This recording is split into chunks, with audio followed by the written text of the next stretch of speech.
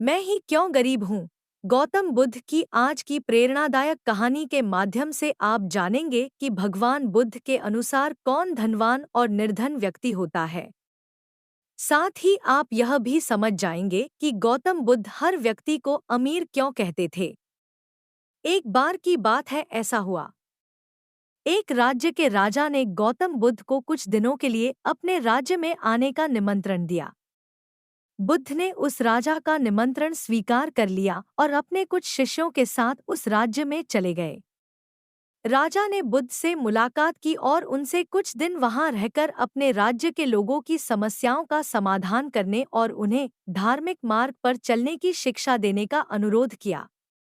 बुद्ध ने राजा की बात मान ली और इस राज्य में 3 दिनों के लिए एक धार्मिक परिषद आयोजित करने का निर्णय लिया।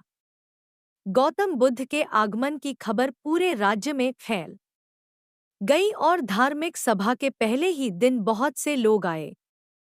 उसी राज्य के चौराहे पर एक भिखारी बैठा रहता था। उसे भी गौतम बुद्ध के आने की खबर थी, लेकिन वह सोचने लगा कि धर्मसभा में जाकर और यहाँ बैठकर उसे क्या मिलेगा। जैसे जैसे लोग आएंगे वे मुझे भिक्षा में कुछ न कुछ अवश्य देंगे।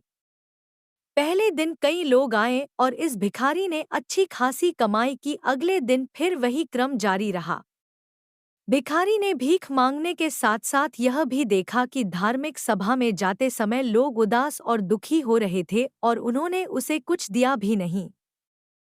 जब वह बुद्ध से मिलकर वापस आता है तो बहुत खुश दिखता है और खुशी खुशी भिक्षा भी देता है। यही सोचते सोचते दूसरा दिन भी बीत गया। तीसरे दिन जब बहुत कम लोग आए तो भिखारी परेशान हो गया। उसने कमाई नहीं की। उसने सोचा कि बुद्ध तो सबकी समस्याओं का समाधान दे रहे हैं, तो क्यों ना मैं भी उनके पास जाऊं और अपनी गरीबी दूर करने का उपाय पूछूं। ऐसा सोचकर वह भी धर्मसभा में गया, लेकिन वहां लंबी कतार थी। बड़ी मुश्किल से उनकी बारी आई। बुद्ध के पास पहुंचकर उसने प्रणाम किया और कहा, प्रभु, इस गांव में सभी लोग सुखी हैं और सभी लोग धनवान तथा सुख सुविधा संपन्न हैं। फिर मैं गरीब क्यों हूँ? तुम गरीब हो क्योंकि तुम हमेशा दूसरों से मांगते रहते हो लेकिन कभी किसी को कुछ नहीं देते हो। भगवान बुद्ध ने उस भिखारी को देखा। आपको लगता है कि लोग तुम्हें भीख में बहुत सारा धन देंगे, लेकिन आप किसी को बदले में कुछ भी नहीं देना चाहेंगे। यह सुनकर भिखारी बड़े आश्चर्य से बोला, हे प्रभु, क्या मैं लोगों को कुछ दूंगा? मैं भीख मांगकर ही गुजारा करता हूँ। मेरे पास देने को आखिर है क्या? बुद्ध कुछ देर के लिए चुप हो गए और कुछ देर रुककर बोले, तुम बहुत मूर्ख हो।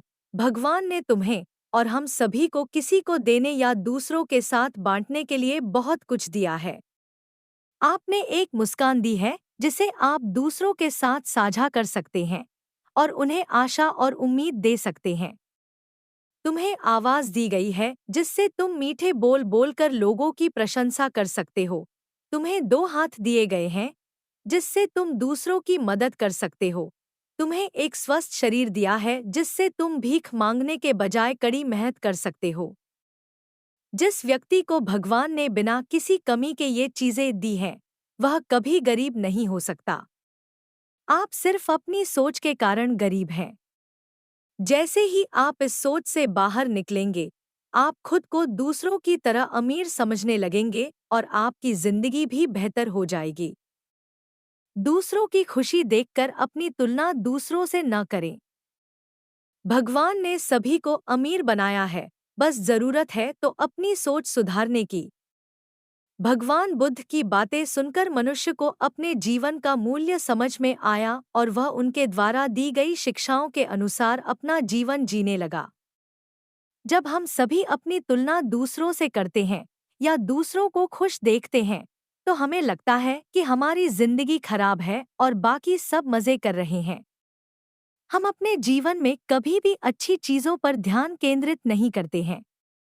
हम कभी यह नहीं सोचते कि भगवान ने हमें स्वस्थ शरीर दिया है, जो सबसे कीमती चीज है।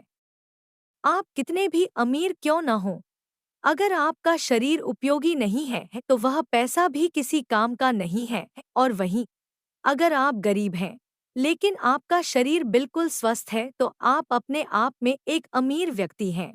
ऐसे और हिंदी स्टोरीज के लिए चैनल को लाइक शेयर और सब्सक्राइब कीजिए। धन्यवाद।